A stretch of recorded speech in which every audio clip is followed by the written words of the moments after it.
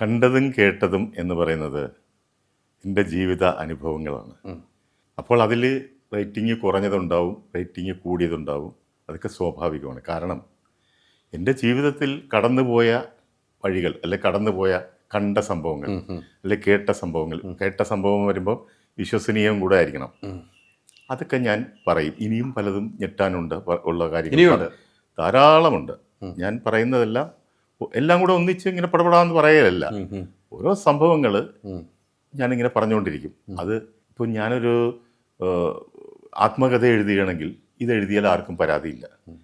അത് റേറ്റിങ്ങോ കാര്യങ്ങളോ ഒന്നും വരുന്നില്ല. അപ്പോൾ എന്ന് പറയുന്ന പോലെ ഞാൻ എൻ്റെ ആത്മകഥ ബുക്കാക്കുന്നതിന് പകരം ഞാൻ ഇതിൽ കൂടെ പറയുന്നതേ ഉള്ളൂ എനിക്കുള്ള അനുഭവങ്ങൾ.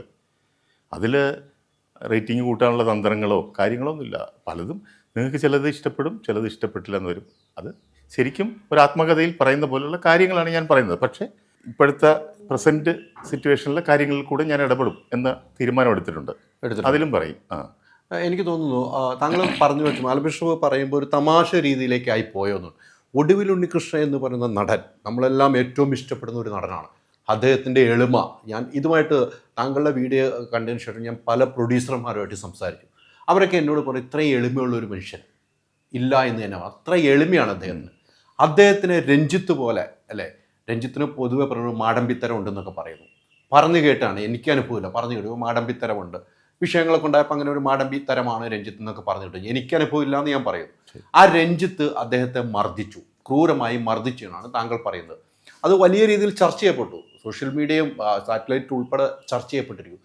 അതിൻ്റെ യാഥാർത്ഥ്യത്തിലേക്ക് പോവുകയാണെങ്കിൽ താങ്കൾക്ക് എന്തെങ്കിലും പറയാൻ, അതിൽ കൂടുതൽ പറയാനുണ്ടോ? എന്തിനാണ് അങ്ങനെ ഒരു സംഭവിച്ചത്? അതിൽ കൂടുതൽ പറയാനുണ്ട്. പക്ഷേ ഒരു കാര്യം ഞാൻ നിങ്ങളോട് ചോദിക്കട്ടെ. നിങ്ങൾ ഇതിനെക്കുറിച്ച് പല പ്രൊഡ്യൂസർമാരുമായിട്ട് സംസാരിച്ചിരുന്നു, കണ്ടിരുന്നു എന്ന് പറഞ്ഞ് അവരെല്ലാം ഇത് തെറ്റാണെന്നോ അല്ലെങ്കിൽ ഇതിങ്ങനെ നടന്നിട്ടില്ലെന്നോ എന്തെങ്കിലും താങ്കളോട് പറയുകയുണ്ടായോ? ഇല്ല, ഇങ്ങനെ നടന്നിട്ടുണ്ടെന്ന് പറയുന്നുണ്ട്. അവിടെ വെച്ച് തന്നെ പ്രശ്നം തീർന്നു എന്നും പറയുന്നു. ഞാൻ അതിലോട്ടൊന്നും കടന്നില്ലല്ലോ.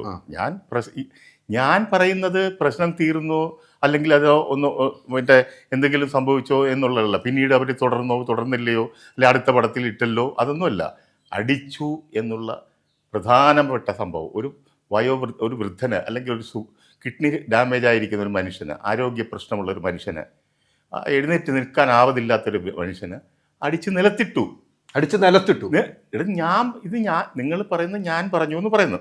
ഇന്നസെന്റ് ഒരിക്കൽ പറഞ്ഞത് പല മീഡിയയിൽ, ഇത് സോഷ്യൽ മീഡിയയിൽ കിടപ്പുണ്ട്. ഒരു വൃദ്ധനായ മനുഷ്യന്, ആരോഗ്യമില്ലാത്തൊരു മനുഷ്യന് ഒരു സംവിധായകൻ അടിച്ച് നിലത്തിട്ടു. കമഴ്ന്ന് വീണെന്നാണ് ഇന്നസെന്റ് പറഞ്ഞത്. നേരെ കമഴ്ന്ന് വീണെന്നാണ് ഇന്നസെന്റ് പറഞ്ഞിരിക്കുന്നത്. അടി കൊണ്ടിട്ട് ഇങ്ങനെ സാധാരണ ഞാൻ സൈഡിലോട്ടോ ഇങ്ങോട്ടോ അല്ല വീണ്, നേരെ മുമ്പോട്ട് വീണ് പോയി. അത് ഇത് പോയതുകൊണ്ടാണ്, ഓർമ്മ പോയതുകൊണ്ടാണ് ടക്കെന്ന് നേരെ മുമ്പോട്ട് വീണെന്നാണ് ഇന്നസെന്റ് അതിൽ പറഞ്ഞിരിക്കുന്നത്. അന്ന് ആളുകളെല്ലാം പറഞ്ഞു ഇത് തിലകനെയാണ്. ആരും ഒരിക്കലും ഒരു ചിന്തയിൽ പോലും ഒടുവിൽ ഉണ്ണികൃഷ്ണൻ വന്നിട്ടില്ല. അങ്ങനെ പോയി, പേര് പറഞ്ഞിട്ടില്ല. ഇത് പേര് പറഞ്ഞുകൊണ്ട് ഒരാൾ ഇത് ഒരു ചാനലിൽ പറഞ്ഞിരുന്നു. ക്രൈം നന്ദകുമാർ ഈ വിവരം വിളിച്ചു പറഞ്ഞിരുന്നു. അതും ആരും ശ്രദ്ധിച്ചില്ല. അത് അങ്ങേര് പറയുന്നത് വെറുതെയാണെന്ന് വിചാരിച്ചു. ഇതേപോലെ രഞ്ജിത്ത് എന്ന ആള് ഇന്ന ഒടുവിൽ ഉണ്ണികൃഷ്ണനായിട്ട് അടി കൊടുത്തു. ഇത് സകലര് എന്നോട് എല്ലാവരും പറയുന്നത് എങ്ങനെയാണ്, ഇത് നിങ്ങളൊക്കെ അല്ലേ ചോദിക്കുന്നത്, സംഭവിച്ചു ശരിയാണോ എന്നല്ലേ. ബാക്കി സിനിമാക്കാരൊക്കെ എൻ്റെ അടുത്ത് വിളിച്ച് പറയുന്നത് എങ്ങനെയാണ്, വിളിച്ചിട്ട് പറയും ഹലോ ഇത് ഞാൻ അന്ന് തന്നെ അറിഞ്ഞതാണ്. എൻ്റെ അടുത്ത് അത് മറ്റേ സായികുമാർ പറഞ്ഞു, മറ്റവർ പറഞ്ഞു, ആ സെറ്റിലുള്ളവർ പലരും പറഞ്ഞതായിട്ടാണ് എല്ലാവരും പറയുന്നത്. ആരും ഇത് ശരിയാണോ എന്ന് എൻ്റെ അടുത്ത് ചോദിച്ചിട്ടില്ല. ഇത് ശരി തന്നെയാണെന്നാണ് എല്ലാവരും പറയുന്നത്. അവരെല്ലാം അറിഞ്ഞിട്ടുണ്ടെന്നും പറയും സിനിമയിൽ. ഇത് ഞാൻ പറഞ്ഞ് അറിഞ്ഞില്ല, നിങ്ങളെന്താണ് ഇത്ര നാളും മറച്ചു വെച്ചത്? ഇത് സിനിമ ഫീൽഡിൽ എല്ലാവർക്കും അറിയാവുന്ന ഒരു പരസ്യമായ രഹസ്യമാണ്. പക്ഷേ മീഡിയയുടെ മുമ്പിൽ വന്നപ്പോൾ, ഞാൻ വന്ന് പറഞ്ഞപ്പോൾ അത് വിശ്വാസത്തിലെടുക്കുകയും ആളുകളത് വിശ്വാസത്തിലെടുക്കുകയും അത് അതിനെ തുടർന്ന് വലിയൊരു വൈറലായി മാറുകയും ചെയ്തു. കാരണം ആളുകളുടെ രോഷം, അദ്ദേഹത്തിനോടുള്ള സ്നേഹമാണ് ആ രോഷത്തിന് കാരണം. അപ്പം അദ്ദേഹം ഒരു ചെറുപ്പക്കാരനെ നല്ലൊരു ദൃഢഗാത്രനായ ഒരു ചെറുപ്പക്കാരനെ തല്ലിയിരുന്നെങ്കിൽ വാർത്തയാവത്തില്ല, അതൊന്നും ആരെങ്കിലും കാര്യമാകത്തില്ല. അതൊന്നും